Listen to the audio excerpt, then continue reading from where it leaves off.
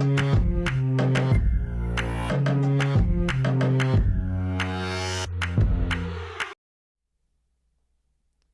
everyone, welcome back to Aravaipa Trail Talk Live, episode 74. I am your host, Jamil Curry. We're here in Aravaipa Studios, and we've got an exciting show today. We have two of our Javelina 100 finishers from this last weekend. We're doing an entire Javelina 100 recap show.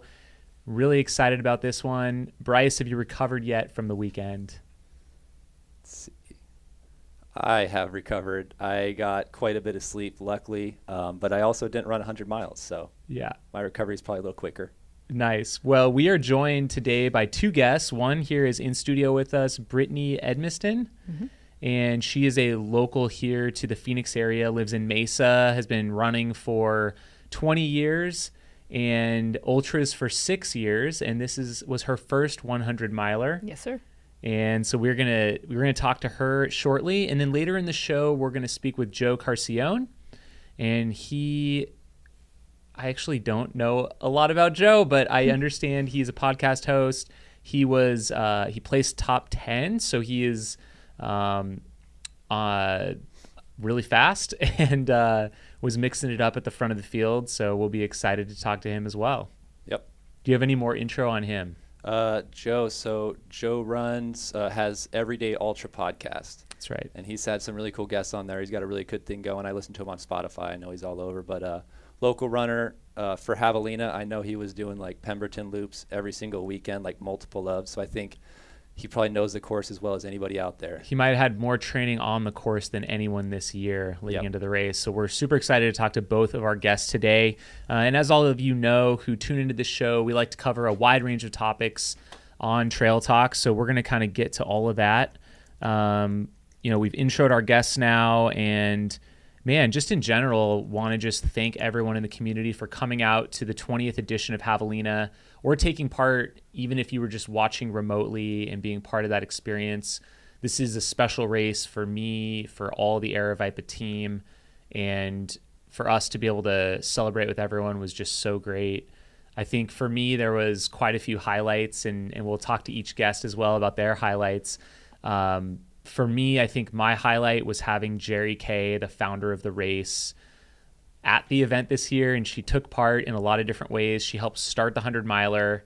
She was volunteering out at Jackass Junction overnight, and then she also came out to the awards ceremony and was there for the golden hour. So it was really cool to see that, and to see kind of, having a female founder and also a female race director, I think is really cool.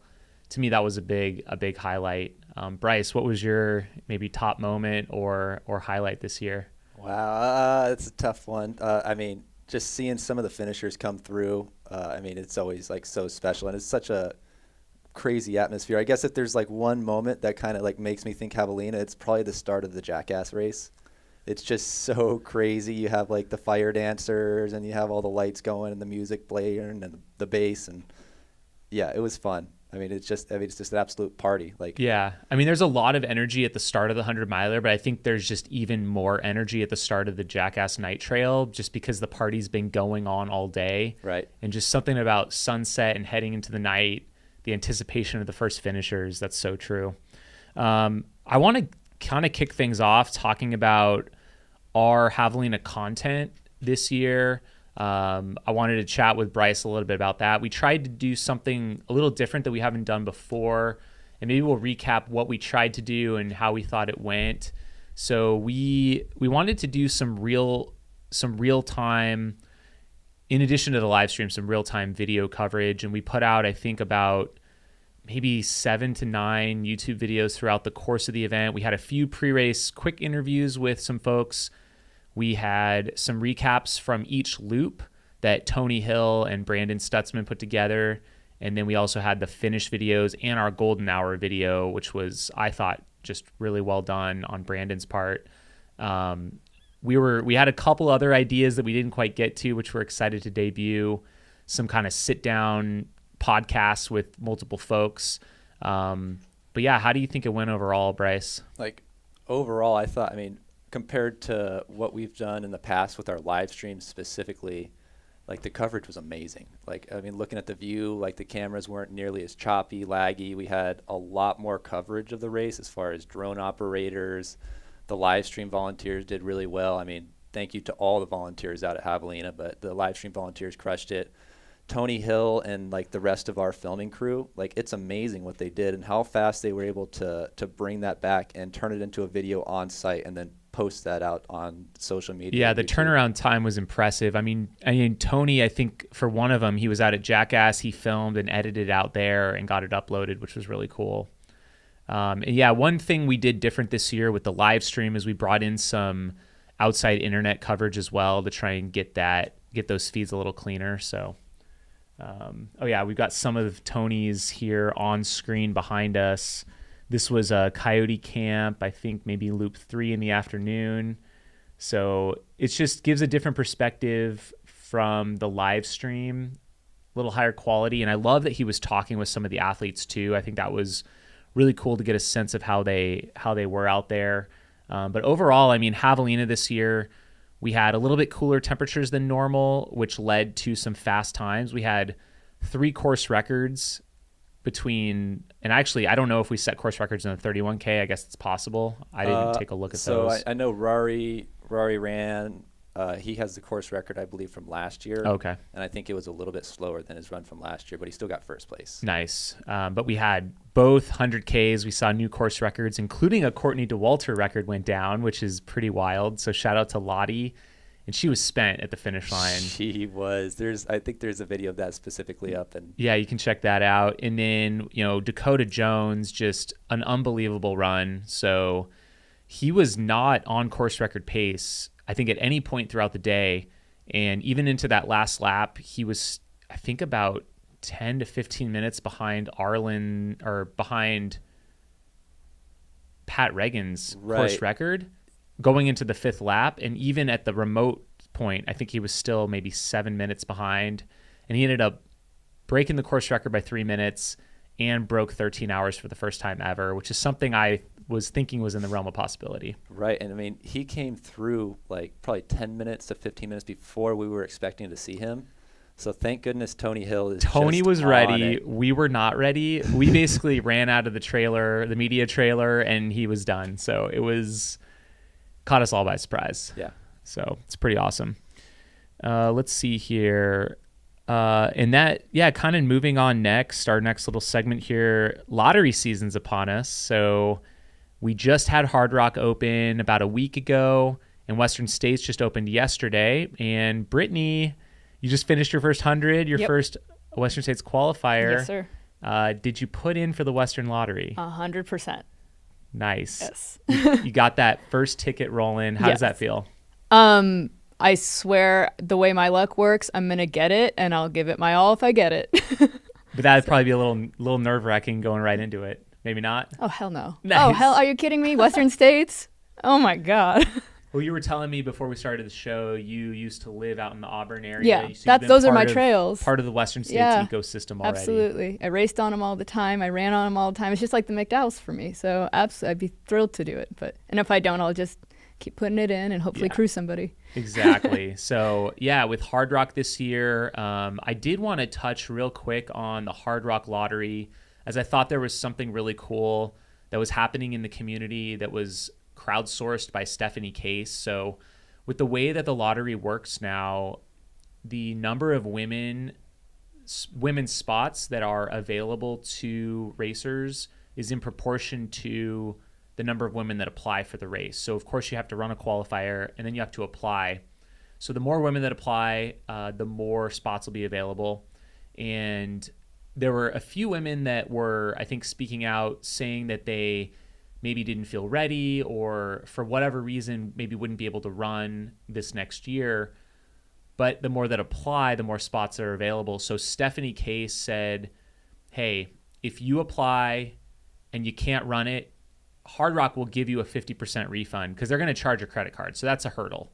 And she said, hey, I will throw it out there. If there's 5 women out there that apply and can't run it for whatever reason, she will cover that additional 50% that is not covered by the race, which I thought was super cool. And then there was more people that chimed in and said they would also sponsor some spots. So I think that there's up to 25 or 30 of these kind of 50% refunds. So it's really like there's no reason not to apply and to boost up those spots. So I just want to, make a call maybe out there. If you're a woman out there and you ran a Hard Rock qualifier, keep that in mind, that even if you can't run it, it kind of does help the cause and increase those spots. So I think we all want to see more women on the start line of Hard Rock.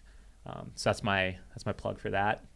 And then as far as Western States goes, I think there was already like 4,000 applicants as of like yesterday, which is wild. Is there really? Yeah. Wow. Hard Rock, I think, already has a couple thousand. So it's tough, like there's these historic races that everyone wants to run, and there's just so many spots available. So it's tough. Fortunately, there's a lot of great races out there. Yep. So. Yep. Especially around that time. I mean, in Colorado, they've got Ouray, Run Rabbit runs not too far after it. Yeah, absolutely. Should we get into, we're going to get to Brittany's story real quick. Thanks for bearing with us. But we do want to talk about a couple other big events happening in the space out there. So the Golden Trail World Series, I believe it's wrapped up at this point. Yes. It just took place this last week, and this was a 5-day stage race in Madeira, which is an island in the Atlantic Ocean, part of Portugal. And the way they had it set up, you could earn points each of the 5 different days. You didn't have to race every single stage, which is kind of cool and kind of strategic.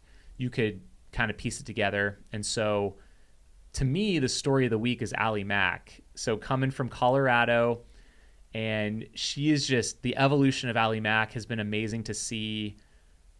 Obviously a talented runner for many years, but I think last couple years struggled a bit with maybe injury or not trying to pull it all together.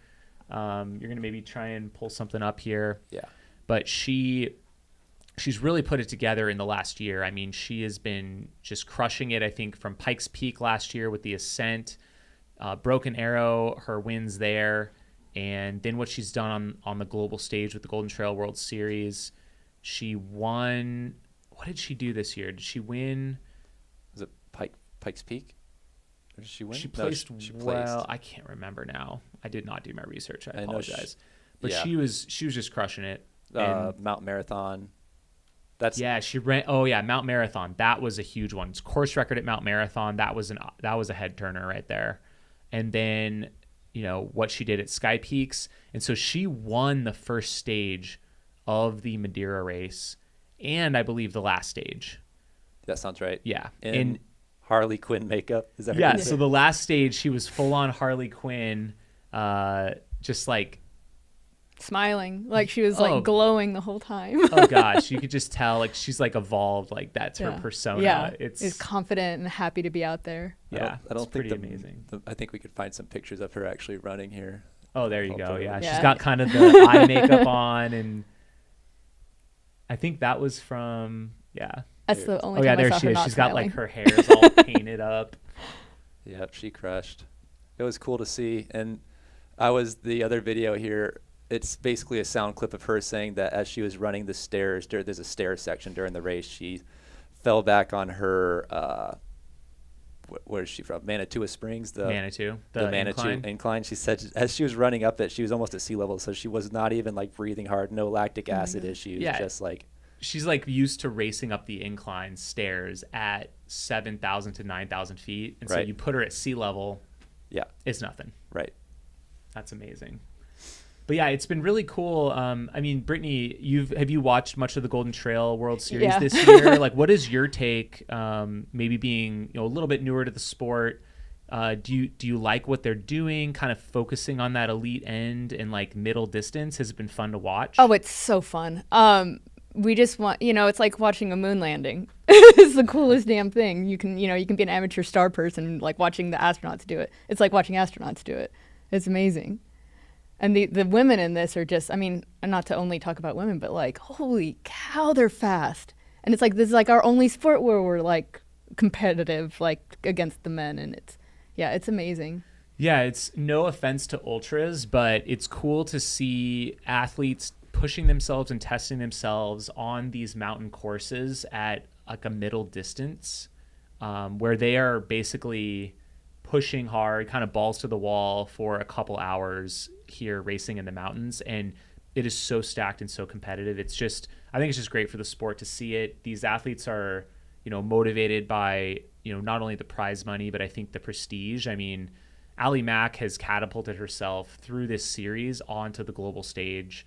Obviously, we all know her quite well, but I think she now has a whole new audience of people that are going to be excited to follow her trajectory as a pro athlete. I would agree. Yeah. And I mean, I don't think she's running any better than she has been like in the last year or two, but she's on that bigger spotlight, running those bigger races, things like the vertical. I mean, I guess last year she really broke into it with Broken Arrow when she won the vertical kilometer. And yeah, she went, I think she won 2 out of the 3 races. Right. The VK and the 52K, I think. Was that this year or last year? That was last year, last October. It was like a year ago. That was a big move. Can we jump over to Joe real quick? I'm curious to hear. I know we haven't really put him on the screen yet. Let's bring him in here. Let's see if he can hear us and chime in. Joe, can you hear me? Yeah, I can hear you loud and clear. Awesome. I can hear you as well. What's your take on the Golden Trail World Series just as a participant and kind of fan of the sport?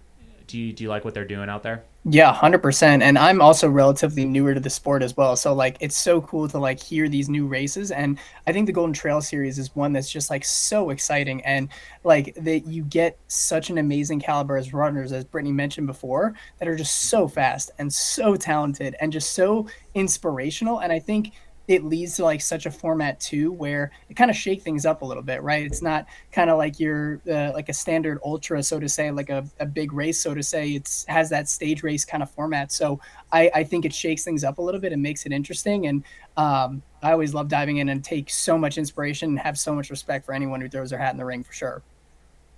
Yeah, that's awesome. It's a great point. Circling back to the lottery real quick, Joe, did you happen to put your name in the hat for Western States? 100%. Yeah. And that's the reason why I came out to Javelina. I mean, granted, it's right in my backyard, super close, but I wanted to get the golden ticket. I knew it was a big stretch ahead of me, right? This was the first time I'd ever competed really in a field this deep, or even relatively this deep. So that was my A goal. Clearly didn't make it, but I was okay, got a ticket out of it at least, where I can put in the lottery and see what happens. I only have one, so chances are absolutely slim. But I'll be making my effort again to go for another golden ticket next year for sure. So we'll see. That's awesome. It's all a journey, but you got the journey started there. 100%, and I'm excited to see what happens. Sweet. Well, now we're going to shift gears to another big event happening. So the Trail World Championships is taking place this weekend, and I again did not do all my research on this one, so Bryce might need to help jump in. But the Trail World Champs is happening.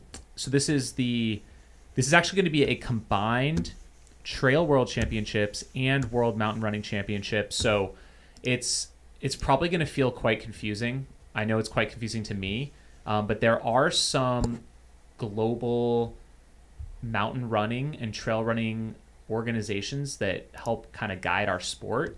And one of them being the, which one is this coming from?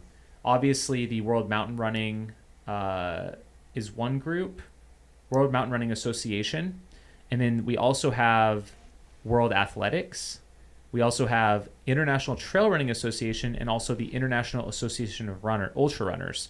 So these are all these associations that help link and tie our sport together. A lot of them oftentimes have their own championships that are kind of scattered throughout the world. And some of them have been on hold for a couple of years. So I went to one in Portugal in 2019. I think it might have been the last World Champs. They had athletes from all over the world. The U.S. selects their team, I believe, through USA Track and Field to send a contingency over. And here we are in 2022, and they've decided to combine them all. So they're going to have an entire weekend of events. There is, I think, for a lot of us in the ultra space, the 80K or 50-mile race is going to be the big one to watch, and that seems to be a lot of the focus for some of the bigger names, especially in the U.S. So I figured we would go through some of the big names to watch out for, and then we'll probably recap it next week. Do you have anything to add to that? I got the American team on the screen behind you, specifically nice. pulled up. Yeah, perfect. So there's the U.S. team. So is this for? I believe this is for the 80K. This is down here at the bottom. Oh, I see. This is for the uphill. So maybe go down the line, because I think Adam Peterman is. Let's see. So these are all the different ones. So like Ali Mack is going to be there, it looks like. This is the world.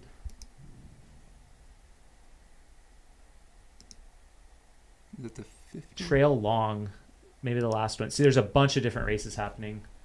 Try the trail long and go to the bottom, or maybe you have to sort by Peterman's US. at the top. So tons of countries competing here. Yeah, Adam Peterman. So this is the 80K list right here. You got Eric LaPuma, who's been out at Black Canyon before. You've got Jeff Colt. I believe he was also at Black Canyon. Oh, you're right. He was like one away, I think, from the golden ticket. Yep. And you've got Addie Bracey here, Brittany Charbonneau. You've got Caitlin Gerben, Leah Yingling. Oh yeah.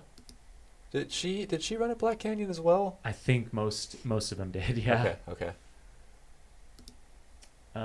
Jennifer Lichter. She just won the Broken Arrow this year. Oh. Kind of a newer name. She runs for North Face. Got it. So yeah, that's the full strong team. Yep.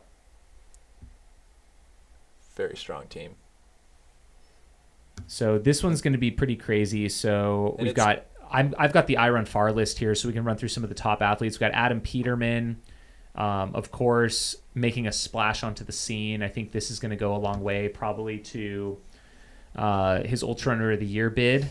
So, yeah, winning Speed Goat, JFK, Canyons, and Western States all in the last year is a crazy rookie season. Oh, Jeff Colt did get a golden ticket at Black Canyon. Okay. Oh my gosh. Yep. I should have known better. He got the last one there. Yep. Let's see here. Yeah, the last one they say was the 44K race in Portugal in 2019. And it looks like, this is a team championship, so that's kind of cool. You are competing with your team, and it looks like France, Great Britain, and Spain won that year for the men's team. So it'll be interesting to see how that plays out.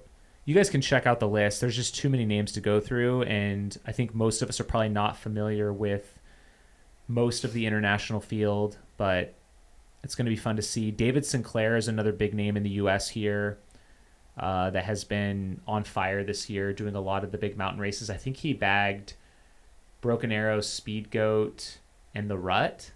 I think he got wins at all those this year. Dang, okay. Yeah, stout. And then for the women, let's see here. See if Joe has any takes on this. I'll plug him in here. Oh, yeah. Yeah, if you have any takes on that.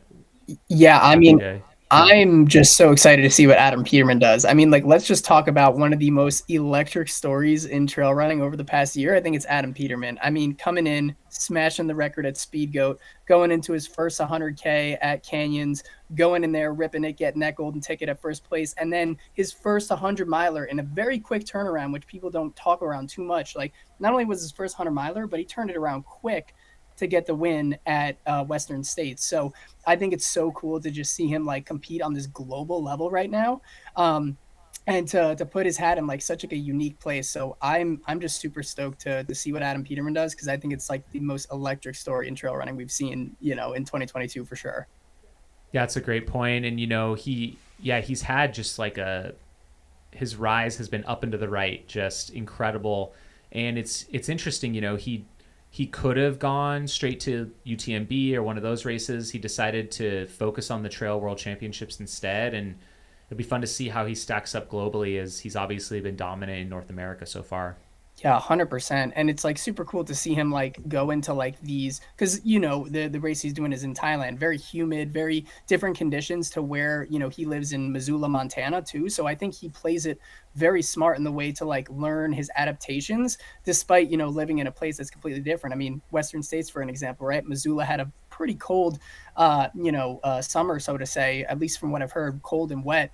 And, Western States is not a very cold race, as we all know. So to see him master that, like, it's going to be cool to see how that plays out again in terms of his skill in managing his environment at Thailand as well. So I'm super pumped for it. Nice. Moving on to the women, we'll have Blandine La Hirondelle, and she won the 2019 Trail Champs. So she will be representing France, it looks like, here in Thailand. And she also won CCC, so she's going to be gearing up pretty well there. Dominika Stelmach will also be racing. She is the one who was second place at Black Canyon this year, had a great run. Azara Garcia, and I forget her name on Instagram, but she's got a big following. I think she's from Spain. Yep. As far as the women go, we got Caitlin Gerben, I think, like we mentioned before. So third place finish at 2022 UTMB. So we'll see how she recovers from that one heading into this race. And let's look at the teams. So the teams from 2019 that placed on the podium: France, Spain, and Romania. So I think France and Spain won. I think they were 1 and 2, I think, for the men and women. And let's see what other women from the U.S. We've got Addie Bracey, who won Speed Goat 50K this year. Brittany Charbonneau, that will be interesting. So she won the 2022 Lake Sonoma 50 mile, and that was her first time running 50 miles. So I think she could do a lot of damage up there as well. We've got Leah Yingling as well. Second at Canyons this year, third at Bandera. And it looks like Jennifer Lichter is no longer running. So that's kind of your women's lineup. It'll be fun to watch both these play out. I'm sure it looks like iRunFar will be covering the event. I'm not sure if there's a live stream or not. I haven't heard that either. Yeah. Awesome. Well, let's move on. That wraps up that piece of it. And now we want to get to our guest today. So, Brittany, maybe you can tell us, let's start first off, give us a little bit about your running background, and then we'll get right into Javelina. Yeah. Well, okay. So when I was 15, my friend's mom was doing the Arthritis Foundation charity run for Amsterdam, and I was like, all I have to do is run to go to Amsterdam. What are we doing? Like, let's go. So I self-trained. I had no idea what I was doing. Ran a marathon in Tucson actually, and didn't go to Amsterdam because I didn't raise the money because I was a child and didn't feel comfortable asking adults for money. And then just like never stopped. You ran stopped. your first marathon in your teens? Yeah. Okay. Yeah. It was a bloodbath. And then I was like, well, as long as I can go slow, I can run forever, which is pretty much what I did. And then I found out like, there's races where you can run forever. And right around then, like I finished Tucson and then saw like, I was on Facebook at the time, and what's it called? Javelina's like, I don't remember the guy's name, but somebody was wearing shorts with no ass in them.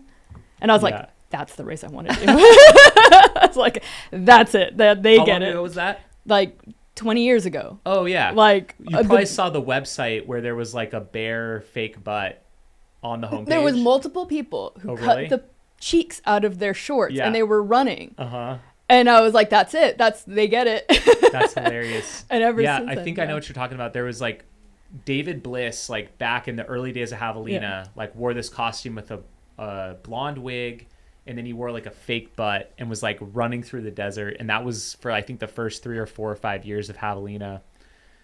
That was the website image. Oh, so you probably go to the Wayback Machine and see if you can find it. I bet I can. I loved it. And then it was whoever, one of those kids from the Coconino Cowboys was doing it. And oh, really? Yeah. Okay. So anyways, but I was like, that's the vibe. I'm like, it seemed impossible to me to do 100 miles at a time, but I was like, one day I'm going to do that.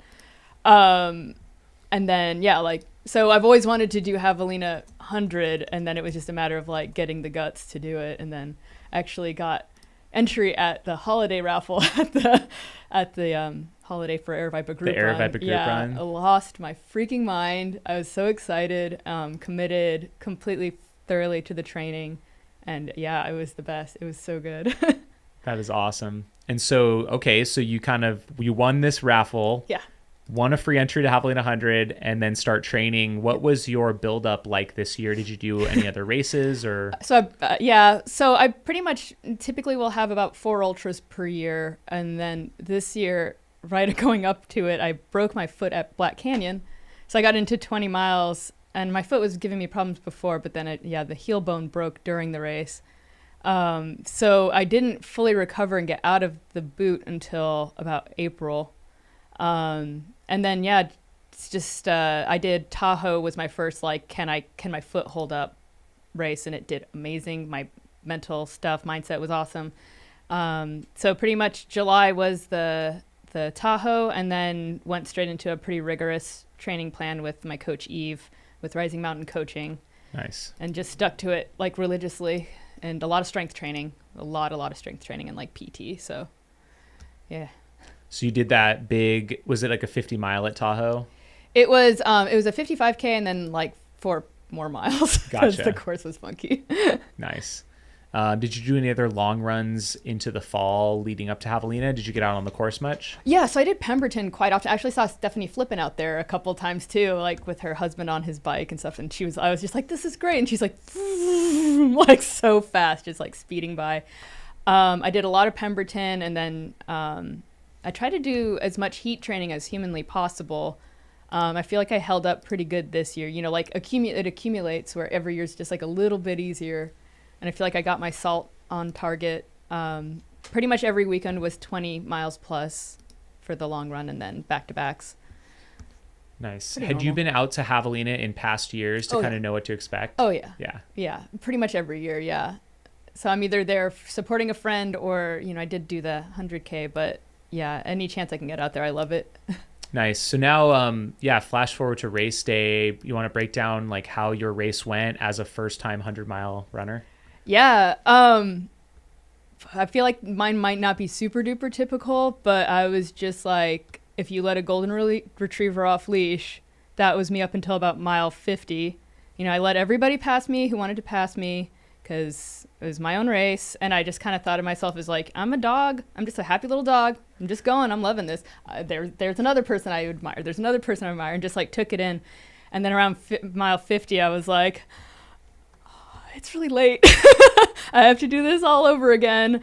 That's really intimidating. I got a little bit scared. And then, like when the temperature drops, your stomach turns. So it was a mess for a little bit stomach wise for mile 50 to 60.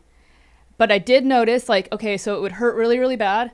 And then it would go away. And I was like, oh, I can do this. It's like a bike pedal. So it goes like up, I'm good. And then down, I'm good, but I'm still going forward. So it doesn't really matter if it's bad because I know it's going to get good in about 20 minutes. So just, all right, I hear you. And then I'd hear the voice that's like, I want you to quit. This sucks. I hate it. And I'd be like, I really hear you. I get it. It really does suck. We'll talk about this at 5 p.m. at our appointment after the race. I'm going to listen to you. I promise after the race, but we're going to do this now. And so I just kind of, listened to the voice and then said, okay, I got you. We're going. And just tried to keep as like dumb, like really dumb, just like as dumb as I could possibly be, and just kind of like flow through it. And then towards the very, very end, like that last, like right when you leave Rattlesnake, my lungs started getting like a little bit like huffy, like because of the dirt. It's like the last 4 miles, basically. Yeah, because I was trying to make sure I was like, didn't know what I was at with the cutoffs because I wouldn't let anybody tell me. I was like, just don't tell me where I'm at. I don't need to know. But I was a little bit worried about cutoffs at that point. So I was pushing it. But other than that, the second I saw like the tips of the tents, I was like, it's really happening. And like started crying and just like kept running, and it was great. And then, yeah, that last shoehorn was just like, oh, it was so cool. I'd visualized it like so many times, and then it just happened. It was so cool. That's awesome. Tell some big emotions there for sure. I think that was really interesting for you to say and like anticipating the highs and lows. I think that is super important for people that are new to the sport, like understanding that you need to kind of ride those waves as they come, because they are going to come, but it doesn't always just keep getting worse. It's like it is a wave. Well, and the pain, I feel like honestly the pain of it got to the worst at around 20 miles and then just stayed there. I was like, well, I know this pain. Like, okay, well, yeah, I know you're here. We're good, you know? It sounds like you try and disassociate too, maybe some of the pain with how you're feeling. Do you want to talk about that? Like, just, I'm very familiar with physical pain, and I know what like, now I know what it feels like when a bone is broken. And, like, don't come to me unless you are broken. Like, I don't have time to think about this. We don't need it. Because the second you let yourself get negative and the second you let yourself go feel bad for yourself, that's all you want to think about. It's like addicting. So you kind of have to, like, not even let yourself, it's like a AA addict. Like, you can't, like, take a sip. Like, you just like, I can't. Sorry. Later I will, but not right now. And yeah, I really do feel like it was like shutting off, disassociating and shutting off. And like, that seems kind of like unhealthy, but it's really good for an ultra marathon. Like in my real life, I face my emotions. Sure. Yeah. You just kind of like, maybe like be in robot mode, like just I thought keep you the know those robot like moving forward. those rock and roll Santas. Yeah. That's what I was at the end. I was like, whatever. You couldn't make me go faster or slower than this. Like, how did you do with, I guess, because you finished in the golden hour, I believe. Yeah. And so you're out there over 29 hours. How did you deal? Did you have any sleep deprivation issues? Did you get real tired, or was that okay for you? Well, that was another thing that came in waves too. I'd be like, I'm so tired. I feel dizzy. And then I'm like the next minute, like I took like, ate something and I was like, what was I complaining about? Like, how was I tired then, but not now? I hallucinated some buses around Rattlesnake, and I was positive I saw him. I'm like, my pacer Sean was with me, and I was like, oh wow, that many people DNF? They need that many school buses to get them out of here? And she's like, I don't think I know what you're talking about. I'm like, right there. If that happened, I didn't know about it. Yeah, there were. Well, then, I mean, I saw it like, like when you have a hallucination and you look away and you look back, it's gone. I looked away and looked back and I'm like, no, they're right there. Oh, man. But yeah, I mean, yeah, I don't know. The time really flew by. Like, I can't express how bad I wanted this, that I could not care less how long it took. I was just so happy and grateful to be out there, Nice. Brittany, we got a question in the chat for you. Yeah. What was your energy fuel, like, go-to in the last quarter of the race? Does that mean like food or like caffeine? Yes. I forgot my caffeine. I forgot my run gum. So it was towards the last part of the race. It was honestly like the excitement of the sunrise, the second sunrise. And I was really diligent about eating. Even if I didn't want to, I made sure I was on top of my calories and my drinking. That was another thing. The voice that was like, I don't want to eat. I'm like, oh, that's sad. Eat anyways. Yeah. We'll talk about that later. So yeah, it was pretty typical. Like the whole race was pretty much the same. I didn't really overdose on caffeine or anything like that. Or my dad asked me if I took amphetamines. I'm like, what? No, that's legal. I am a fan of run gum in ultras. It's just a nice boost. Well, you and can I just find chew like on it. put it up in your gum and you don't have to taste it. Mm. I liked that because you don't have spit after a while, so it's like this sucks, and then it falls apart into crumbles. So yeah, it is a little crumbly for sure. So yeah, you stick it up in your pouch and it kind of. Did you have any learnings or takeaways, after running your first 100, maybe things that you would do different or things you would tell 100%. someone that's going into their first 100? Well, okay, those are two things that are slightly different. Sure. The thing I would tell somebody who's doing it is you have to decide you're going to finish it, and you can't veer from that whatsoever. The second you stop, you have to decide and not let it be anything else. Can't be any doubt. There can't be. You can't question it, and you can't, like, not even for a second. And when the thought comes in, you swat it away. And if you don't have that resolve, you're not going to do it. But if you tell your body, we're going to do this, it's going to follow through. How much of it is mental? 90%. 90%. I had 20-mile runs where I was like, oh, I can't do this. This is so hard. And then I'm out there. I'm like, okay. Well, I guess we're doing this. Like, as long as you tell your body we're doing this, it's going to do it. It's really cool. So that's the big thing I learned too, is like, all you have to do is tell your body what to do and it's going to do it. And then, yeah, the thing if like, oh my gosh, if I can afford to do it this next year, I'm going to work on my turnover on my hiking. I I like my hiking is You're like your hiking speed or walking speed? my cadence Okay. needs to go up quite a bit. Yeah. I feel like I could shave off 5 hours if I could just improve that one thing. Interesting. Because it adds up. Yeah, it does. And, the majority of us are not running every step of these 100-mile races or any of these ultras. But that's a great point. If you could walk at 15 minutes per mile, that's 4 miles an hour. I mean, that's like 24 You're hour good to pace. go. Yeah. You're good to go. Yeah. And I felt like my running pace, I was the same. I was very consistent with my running pace, but where I lost my time was on the hikes. And I did hike with purpose. And I remember telling my pacers, I'm like, I know it doesn't look like it, but I'm actually putting my full effort into this. So that really tells me that like I need to work on my strength and my hip flexors and everything to like get that cadence stronger. Interesting. One more question for you, Brittany. Yeah. From Jeff, congrats. Thank you. What was your longest training run? 26 miles. 26 miles? Yeah. Nice. Yeah. Let's bring Joe into the mix a little bit here. Maybe I'd love to hear from him, his journey to Javelina 100. And as he mentioned earlier in the show, he was going for that golden ticket. And so, yeah, if he can hear us, would love to hear from him. Yeah, 100%. Well, thanks again for having me on. I mean, first of all, the race, I mean, just an incredible spectacle. Like anyone watching right now, if you haven't done it, if you're like considering doing it, like do it. Like it is an environment like no other. But yeah, Jamel, as you mentioned, I went into this race wanting to get the golden ticket. Knew it was a stacked field, like I mentioned before, and just kind of laid it all out there and, gave it my very best. And I had, I think, a very, very good day. Like 95% of everything went well. I think it was just that 5% that kind of held me back a little bit, plus like minus, some experience going up against guys like Pat Reagan or Arlen Glick or any of these guys who, have not only been in the sport for a while, but just know the course well. I think, there's a lot of room for improvement, but overall had such an awesome day out there and it was a blast. That's awesome. Do you want to give us your running history background? How did you get to this point? Yeah, 100%. So I really only started running just in general about 4 years ago. Really no athletic background coming up from high school or college or anything, like never really played sport. Actually, the only sport I played was golf. And, some may say that's a sport, right? So never really got into athletics too much. And long story short, just kind of got into a bad place mentally in my life where, I was feeling anxiety, was, drinking a little too much, taking some drugs, like just not really pleased at where I was at. And I wanted to get into running as a way, to help me get healthier, get sober, and ultimately just get on the right path in my life.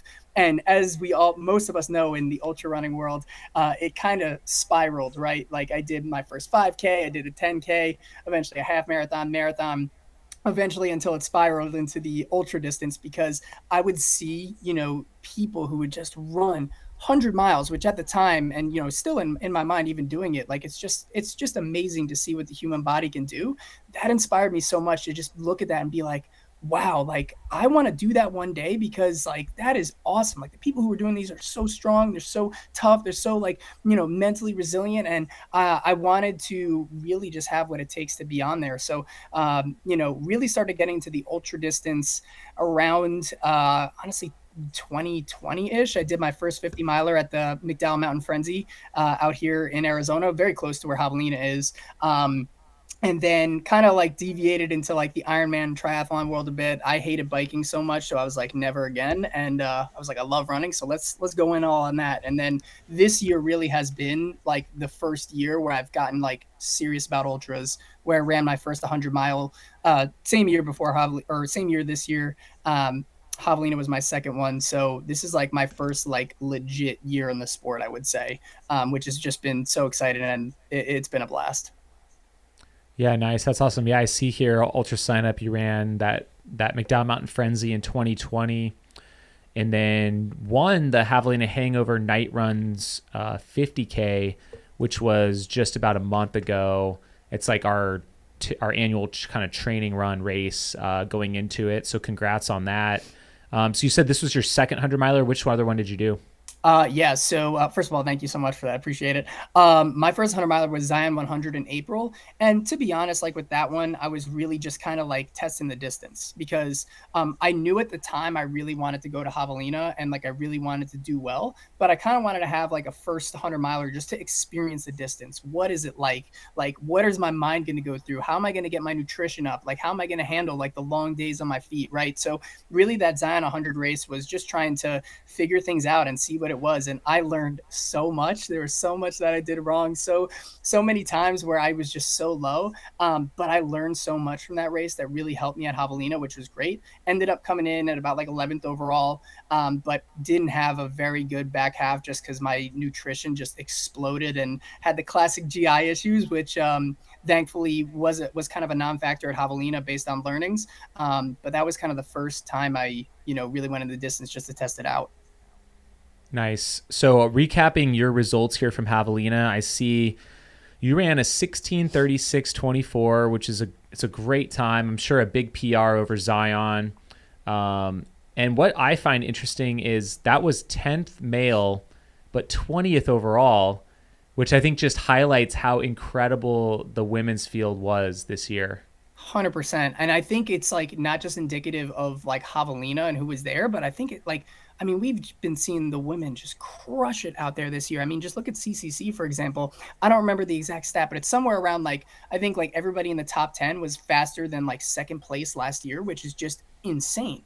And like you're seeing like a lot of women just going out and just putting up these incredible times. So like it was so cool to see that at Javelina because I think it's just indicative of the overall sport and, just to see the amazing women out there, right? Like, even Annie Hughes out there, like going out, she finished right before me, like, and just to see the field just smashing out there. I think it's so awesome to see what the women are doing, not just at Javelina, but in the sport.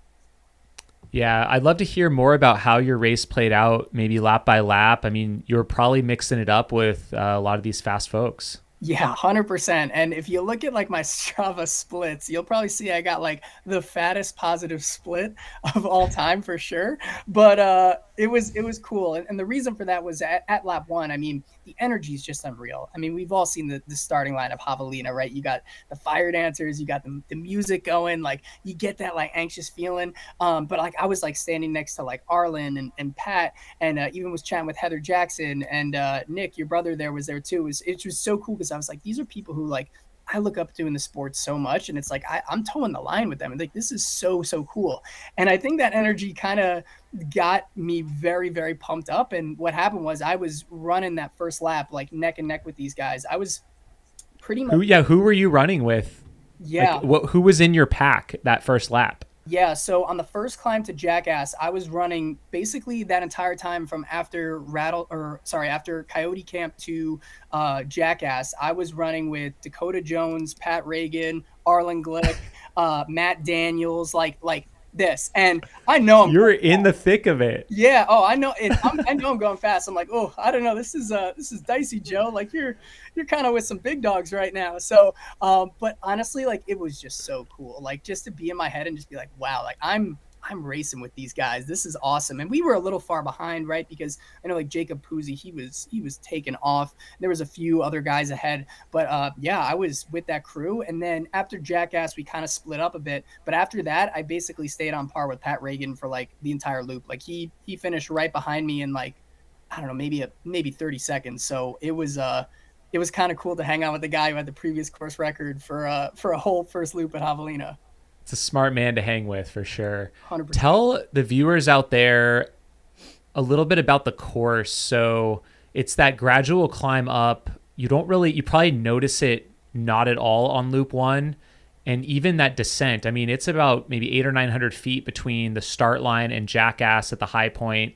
When you're coming down from Jackass, it must just feel effortless and probably easy to get carried away on lap one.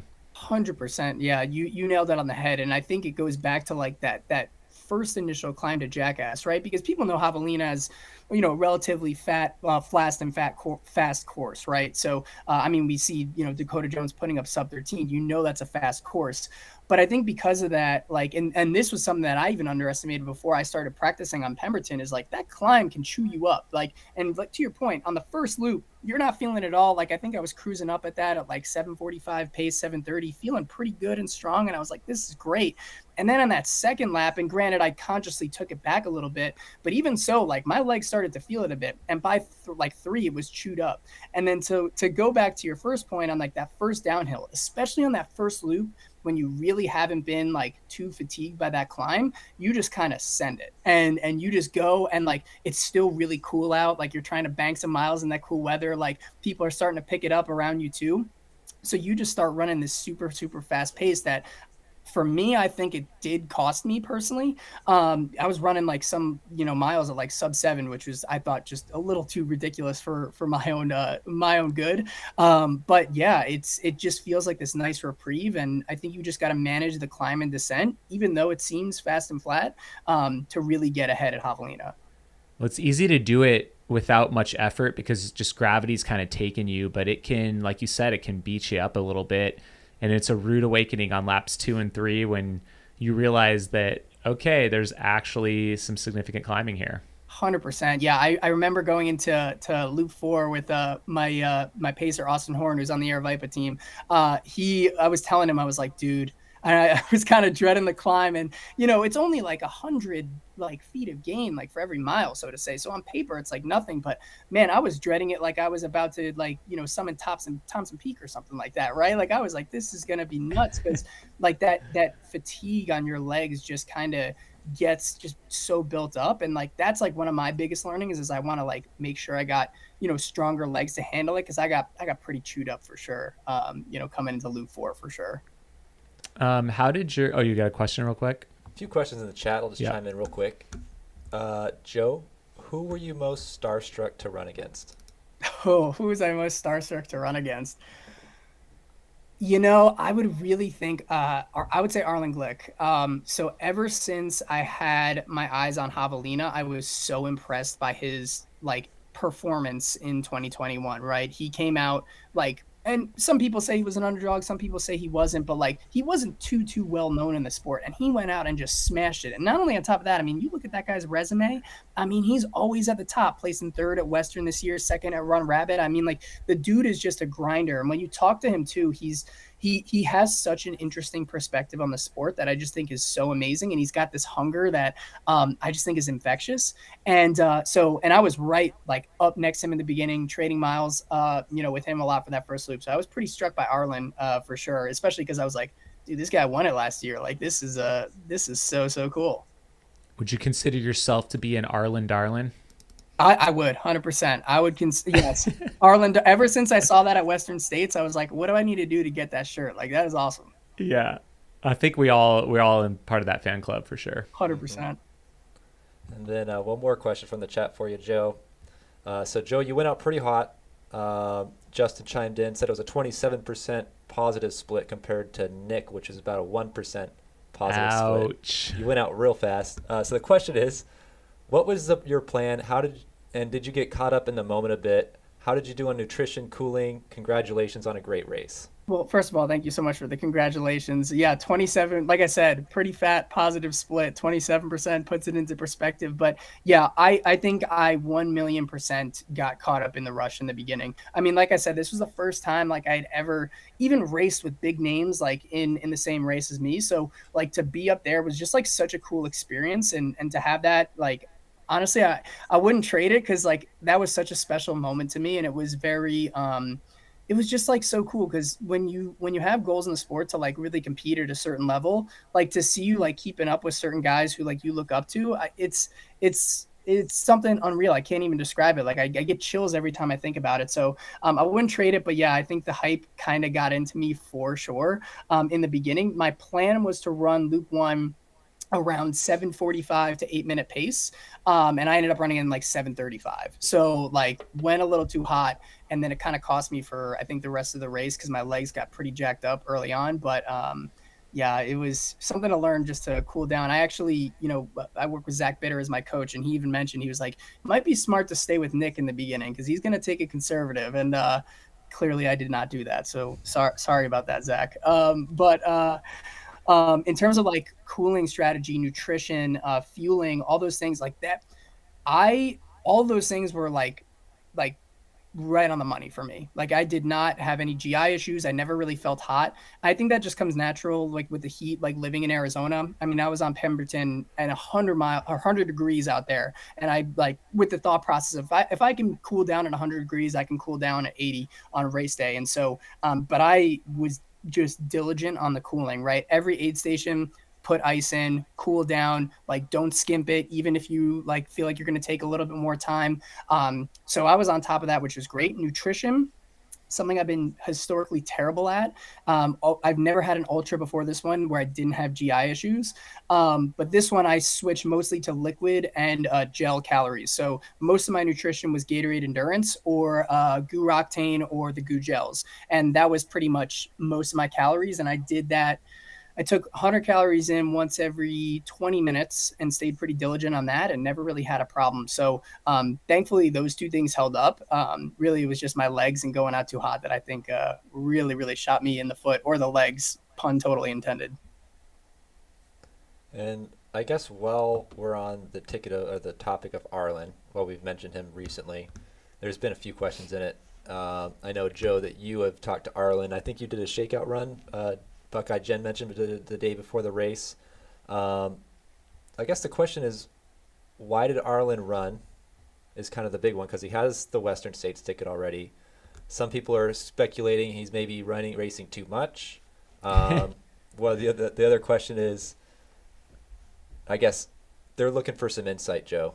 Yeah. I think there's 3 different questions asking why Arlen ran this race. Yeah, no, 100%. And I got to talk with him a lot during the race and even after, and he's just such a great guy. So shout out to Arlen just for being awesome. He's such a cool dude, and I've learned so much from him. So just really grateful for him. But I don't want to speak too much for him. He's got some pre-race interviews out there, I think on like Single Track podcast where he kind of talks about it a little bit more. So going into his own words, like that's a good one. But after talking with him and even from that interview, he said that he, had an amazing year, right? Like I mentioned before, 3rd at States, 2nd at Run Rabbit Run, putting up some just incredible results, right? But he, according to him, he felt like he hadn't had a race recently where he felt like he really was like spent and kind of pushed it to the limit and like finished or cross the finish line being like, oh yeah, like I'm spent, I'm worked, I have this, like I really went all out on that. And so he wanted to return back to Javelina to kind of have that too. I think he was also very interested in running with Pat, which was super cool, like because they're both privy to the faster and flatter kind of courses, and obviously Pat had the course record going into this, so I think it sounded like that intrigued him a bit too. So he really just wanted to go out there and just have one last race of the year where he really felt spent. And it was cool. The day after, we're both walking into lunch together, like hobbling around. And he looks at me and he goes, yeah, I got what I wanted out of that race, which was super cool. Yeah, I talked to him briefly at the finish line, and he says he felt a little overcooked. So hopefully he takes some downtime, doesn't try and fit anything else into the year. I think he deserves the break. I mean, incredible year for him, following up last season, which was amazing. But, first at the Jackpot Ultras for the men, 13:10, Western States debut, 3rd place, Run Rabbit Run, 2nd place, just, 5 or 6 weeks before Javelina, and then another podium here at Javelina 100. So it'll be fun to see. I'm sure he's going to be eyeing Western States in a big way next year. Yeah, 100%. I think he really wants to prove himself on the mountains that he could run with anyone. Yeah, 100%. And I feel like at Run Rabbit, it showed he could, right? I mean, that's a course for mountain people and even Western, right? I mean, like Western's not, sure, some people say it's net downhill, but that's a mountain runner course by any means. So to see him go out and get 3rd, like, yeah, I'm so excited to see what's next for him. Yeah, definitely. Want to switch gears real quick. I do want to address the situation with our non-binary policy at Javelina and with our 2nd place runner that got the golden ticket, Riley, just kind of clear the air. I know there was a trail runner magazine article that went out there, but I would love to just address it directly here on the show. We adopted a new non-binary policy for Javelina 100, including for the first time ever having a non-binary podium. We here at Aravaipa want to make sure that everyone in the community feels as welcome as possible. You can come as you are. I think that's always been part of our ethos, but we want to, just continue that.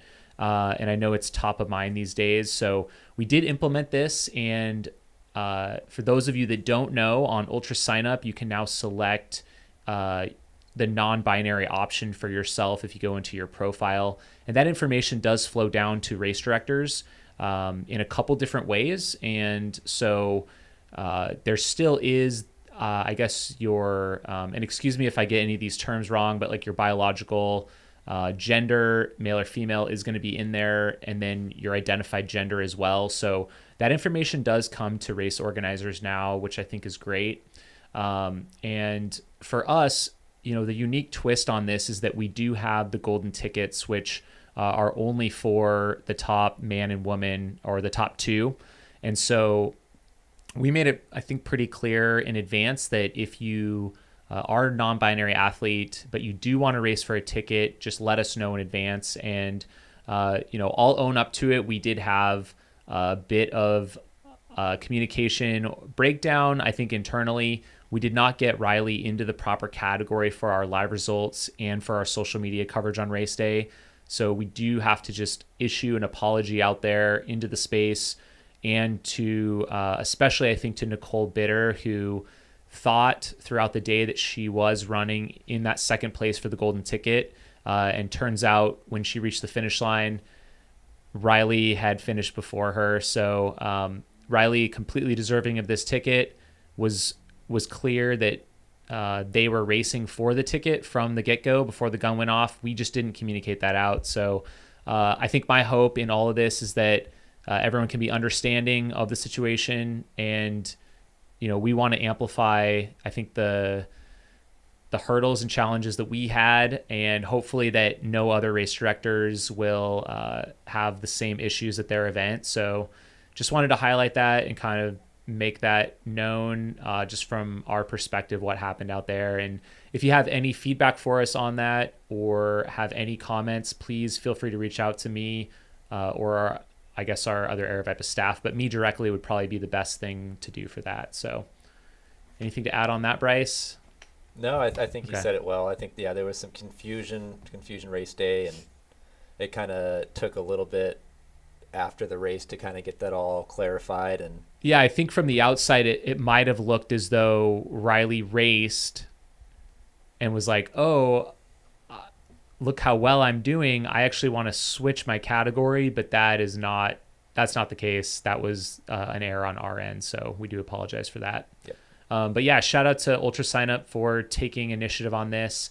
I know that we did have two non-binary athletes that started the race. One finished. So Willow Doldy, who was run Javelina before, I think this is their fourth finish, did win the non-binary podium, and is actually listed in the results with the non-binary category, which is, I think, a first for Ultra Sign Up. So thank you to them for being part of this. And I think that's all I have on that. So cool.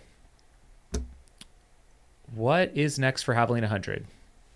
I threw this in there. I don't know. What do you think is next for Javelina 100? What do you guys want to see as our guests out there? Where do we go from here? We just celebrated our 20th running. This is the 15th year that Aravaipa has been part of it. Are we on the right track? I think so. Yeah, everything can evolve, but as far as like just keeping the energy and growing with the times, like I think the new athletes coming in are going to give it that fresh life naturally. I don't think there's much to force, Yeah, for sure. I think it's been fun and feel free to chime in, Joe, having Javelina as part of we were part of the Ultra Trail World Tour for a few years, and then having the Western States Golden Ticket, I think, has added a new element, and we saw definitely a little bit of a bump up in the competitiveness last year, and this year was just a whole nother level, with I think quite a few people saying this is maybe the second most competitive ultra of the year.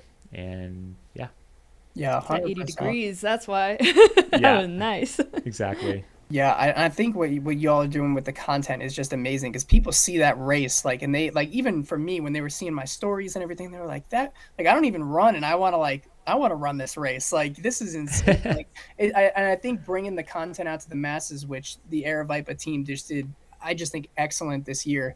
I think it's going to have more people just, come into Javelina, whether it's to race or support or be there or spectate, and just getting it out there. So I think you are all doing an amazing job with it. And I think the content side is incredible. In terms of the field, one thing I'm interested in is, because I think obviously Dakota Jones, right? I think he was the most interesting story coming in, right? Mountain runner, guy who's, he's all about the vert. He's all about, getting up there and getting steep, when Javelina really isn't a race he's familiar with. I'm curious to see if next year we see a little bit more mountain runners out on the field trying to get into states, seeing that Dakota went out, pulled off the course record, and maybe some other people like who are more used to like the mountainous kind of races come out and be like, hey, if Dakota can do it, maybe I can do it. And I think that could shake things up. So it'll be interesting to see what happens next year. Yeah, that's a great point. I mean, he probably dropped like a 5-hour, 100-mile PR this weekend. 100%. And I think it suits him, right? Like that climb we mentioned before, to him, it's probably nothing. And he was ripping up that. So, it'll be curious to see what happens next year. I think that'll be cool. And I think it's only going to get more competitive and more awesome. So, I'll be there next year. I know that for sure. Cause it's, nice. It is the best race I've ever been a part of. Yeah, shout out to Dakota, not only for winning, and it's another notch in the normal belt, right? Like, they've had so many victories this year in their brand new footwear, but also for doing it in a costume. I mean, it was a subtle costume, but what's that? Kind of a costume. Kind of. I mean, yeah, okay. Kitty cat I get ears. it, but it's still cool to see, the race winner take part.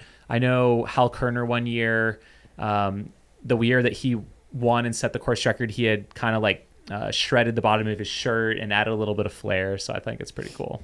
Yeah, I don't know. For my last loop, and this was all, first of all, shout out to Shelby Farrell from Koros. She was my pacer for loop 5, but she dressed up as Ben Light and had like the beard, and I dressed up as Mike and I had like the glasses. And we ran. She ran like 7 miles with that beard, which is just so impressive. Like, I don't know how. And I ran most of the miles with with the glasses on, but I was eating carbs, and I told people, I was like, don't tell Mike, because I think he's going to get upset. But shout out to Shelby for the amazing costume idea and for being an awesome pacer. Yeah, I'm glad you brought that up. I think I forgot to bring it up myself, but that is super cool. Did I hear it right that she started in the opposite direction as you and then met up with you? Well, I mean, that would have been fun if that was the case. I actually. Oh, okay. Yeah, no, but I know, because like the whole joke was like, that was a joke that we were having, because we were like, why don't we just like really go all in on this costume, and I'll just meet you halfway. But I was hurting at loop 5, and I think not having her on that first climb for Jackass would have been pretty miserable. So we decided to go on the same loop. But that would have been like chef's kiss on the costume for sure. Nice. That's smart. I'm going to throw it over just to the TV screen real quick to give people a view. Oh, yeah. We're going to show. So we were talking about, he was talking about his costume was, he dressed up like Michael McKnight, and his pacer dressed up like Ben Light with like the full beard and everything. Oh, that's So it looks like, I mean, Joe didn't go out of this costume, so he changed mid-race at the crew station. He's got like the Michael McKnight glasses on. Oh, that's funny. Oh, there's Brian Montgomery out at Jackass. He got the glasses. They're on point. It's like the most iconic thing probably about Mike And McKnight. that in the bucket That's a hat. good call. Yeah. That's great. Low carb runner. Yeah. Eating carbs, just smashing the carbs late into loop 5. Yep. And there's the Shelby. beard. So when Joe finished, they both came through the chute, and I went over to say hi, say congrats, and I was talking to Shelby. I'm not exaggerating, for at least 30 seconds to a minute before I realized it was Shelby. Like, the costume was I didn't know who I was talking to. Like, I was just like, nice job, you got him in, and then, it's Shelby. That's great. Awesome. Well, we want to touch base real quick before we wrap up the show. Upcoming things to note with Aravaipa. So we've got our Desert Runner Trail Series kicking off. a week from Saturday with the Pass Mountain Trail runs. We've got over 500 people coming out, so we still have room, anywhere from 5K up to 50 miles. It's the second year of the 50-mile course, and crossing our fingers, we're hoping for great weather. It's actually hotter at Pass Mountain than it was at Javelina last year, which is crazy. It was like 90 degrees out that day. So we're hoping for a cool down. Yep, I remember that. And Bryce will be racing the whole series this year. We're hoping to do some additional content coverage more in line with Javelina this year. So stay tuned. If you've never seen much about that series from afar, we hope to do a lot of coverage and really talk to a lot of athletes that are running with us this year. We also have the Tucson Marathon incoming, and I'm teasing that we have a course change this year. So we've been working very hard on this. I know that it is close to the race, so I hate to spring a new course on people with a month to go, but we're going to do it to you anyways. So I think it'll be nice. It has slightly less climbing than the previous course, way improved logistics. We've got enough parking at the finish line for everyone. We have better start line activations. So bear with us, be patient.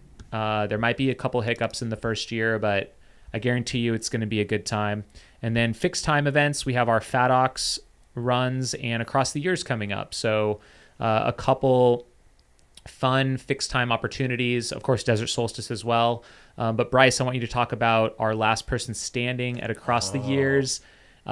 We don't know if we're going to keep this forever because it seems like each year we only get about 15 people, but we're going to give it another shot here.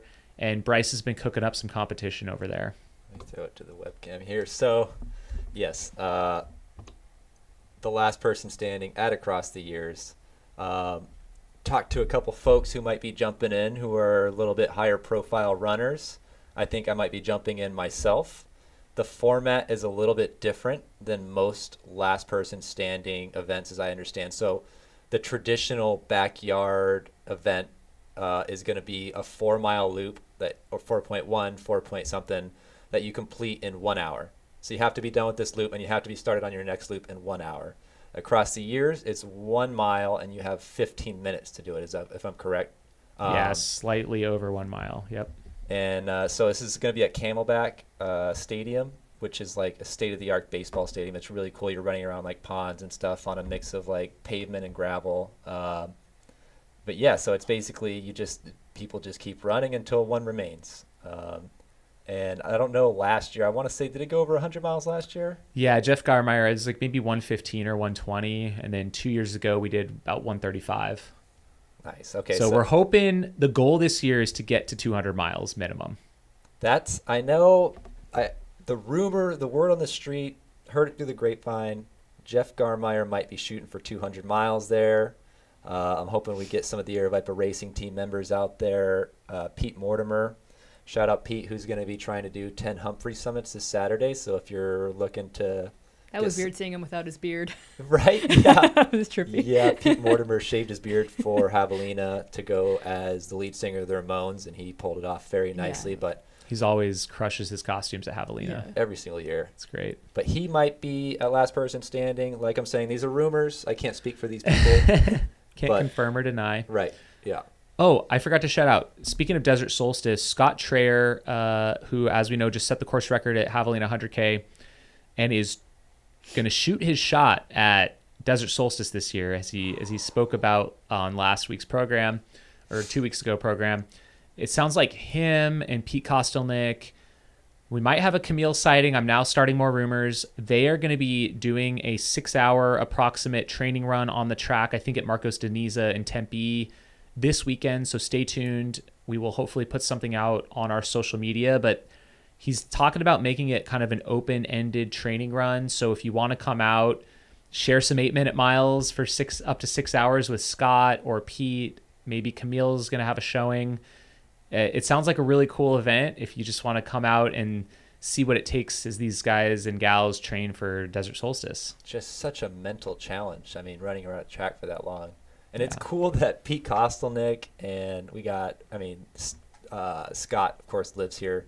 But, I've seen Pete a couple times just like running around neighborhoods and stuff, and it's cool just like bouncing into him out here. So it's, yeah, that's exciting. I didn't realize that they're going to be doing that training run out there. Yeah, nice.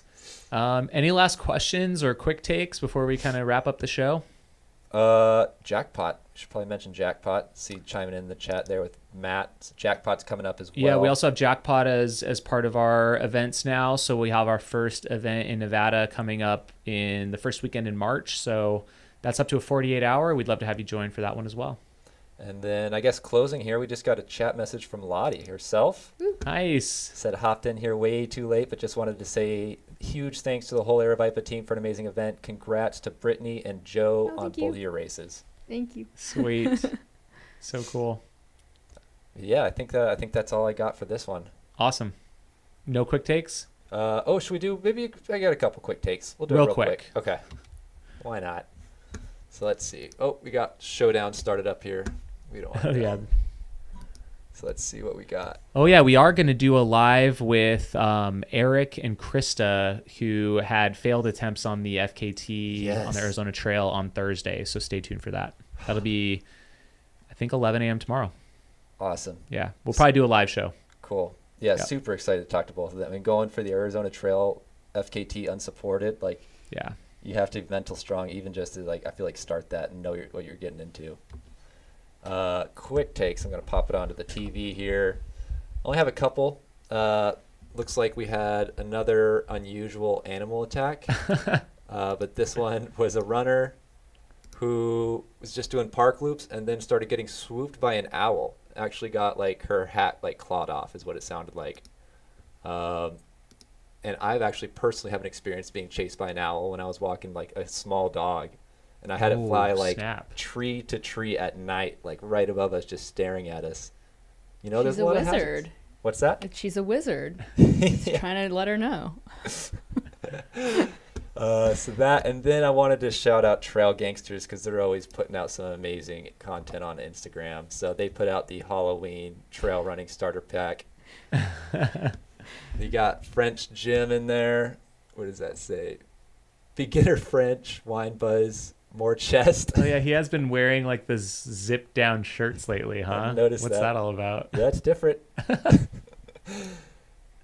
Oh, oops, I clicked the wrong button. I meant to go. He did do a Javelina song, though, right? He didn't? Yeah, he did. He did do a Yeah, we should probably check that out. Dean Carnassus. Oh, no. Brutal. Oh, no. Oh.